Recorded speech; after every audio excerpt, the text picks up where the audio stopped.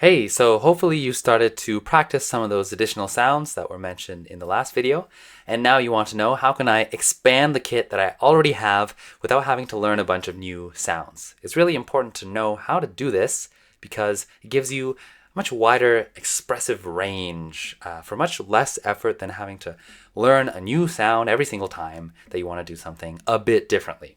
Also, if you learn too many sounds too quickly, you probably won't master any of them. So in this video, I'll talk about 4 different techniques you can use to expand your kit. The first one is inward versus outward sounds. So try to experiment seeing what outward sounds you can turn into inward sounds. We already talked about this a little bit when we talked about breathing techniques. So we said that if you have a hi-hat, then you can turn it into an inward hi-hat. Sorry, one sec. Kind of like that. And then you can just put that into a beat. So instead of it becomes just like that.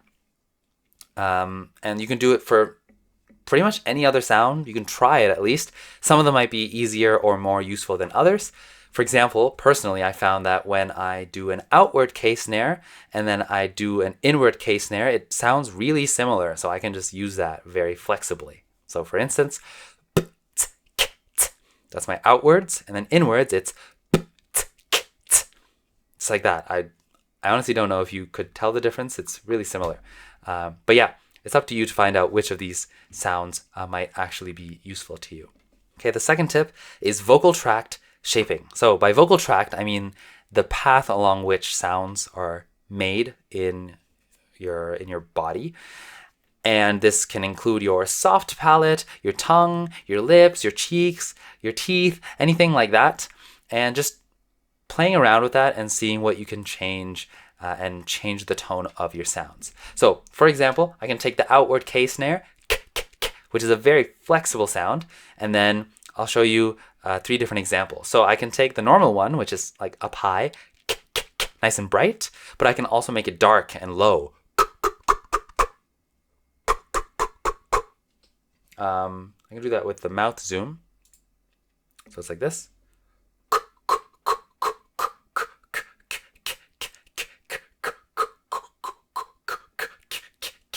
Just like that. And then I get a whole range of different sounds. Like I just got like 7 different snares from just that one sound, just by experimenting with the vocal tract shaping. And I could have done it more. I could have played with my teeth and my lips and things like that. And so anyways, this is a very good tool that will give you a lot of different options. The third tool is to combine sounds and letters that you already know. So if you've been following along with this course, then every sound that I've listed has a little abbreviation next to it. So you can try and take 2 abbreviations and just put them together and see what happens. So, or 3, and then see if they work together well. So for example, I can take a t and a and a sh, and then if I put them together, it becomes a which I haven't taught at all in this course yet, but you could have figured it out just by seeing, oh, I have these 3 abbreviations. If I put them together, what happens? I can do another one. So instead of a PF snare, I can do a PS, which sounds like this. Pss, pss, pss. So that's kind of like if I hit the bass drum and a hi-hat at the same time. Pss, pss, pss. Or I could take a D and an F. So doof, doof, doof, doof, doof, doof. Just like that. So there are a lot of different opportunities you can do. Just find some letters and sounds and see if you can combine them together, or combine the first half of one and the second half of another one. In addition to combining letters, which I've already shown in the guide and all the notation, you can also just add other letters that you know how to pronounce, whether they're from the English language or maybe even another language. So for instance, we haven't really played with the letter J at all, so you could try that.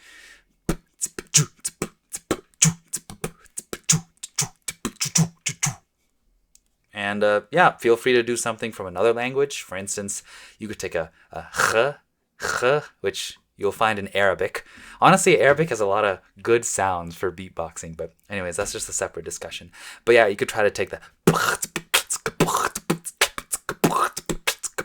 And really, it depends. You'll have to see whether it actually really fits into anything. But now you're in that realm of trying to explore new things. So really just explore it and push the boundaries.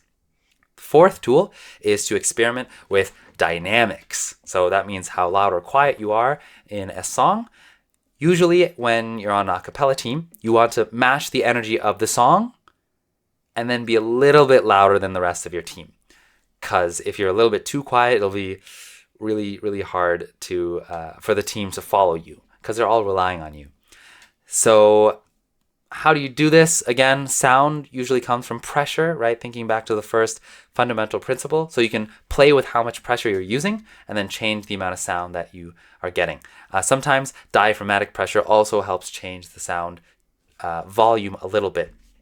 So, for example, with a PF snare, I can do it really quiet or I can do it really loud. If I do it really quiet, it's kind of like this.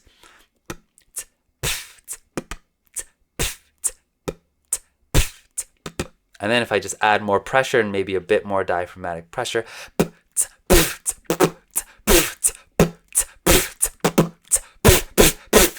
just like that. And I can do a whole range of sounds. So I can start quiet and go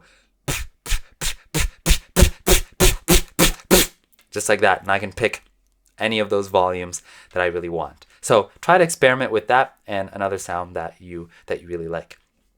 Especially with, well, I think any song, but a lot of the songs that the Acapellas have done, there's usually a build-up as you get towards the end. So you want to start quietly and then end up a lot louder.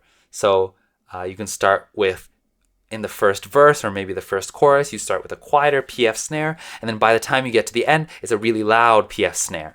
So think about that as well. Think about how dynamics fits into the whole song.